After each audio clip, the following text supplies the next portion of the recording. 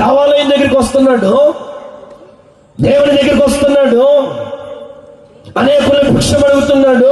వీనికి భిక్ష వేసి అందరూ కానీ ఆ ఊరి ప్రాంతపు వాసులు కానీ అనేకులు చూస్తున్నారు. వీడు కుంటాడండి, వీడు నడవలేడండి. వీళ్ళ తల్లి గర్భంలో నుంచి వచ్చేటప్పుడే అంగహీనుడిగా పుట్టాడండి.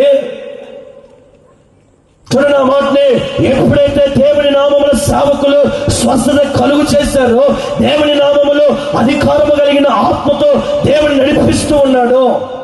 పేతురు దీనిని చూచి అక్కడున్న కొంతమంది ప్రజలంట విస్మయం పొందారంట, ఆశ్చర్యపడుతున్నారు.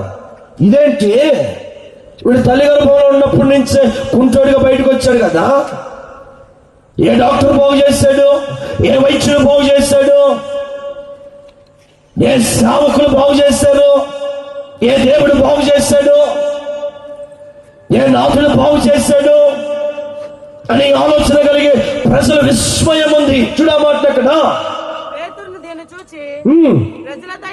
ఇట్లా నేను ఇశ్రాయేలీయులారా, మీరు దీని విషయమై ఎందుకు ఆశ్చర్యపడుచు ఉన్నారు? హల్లెలూయా.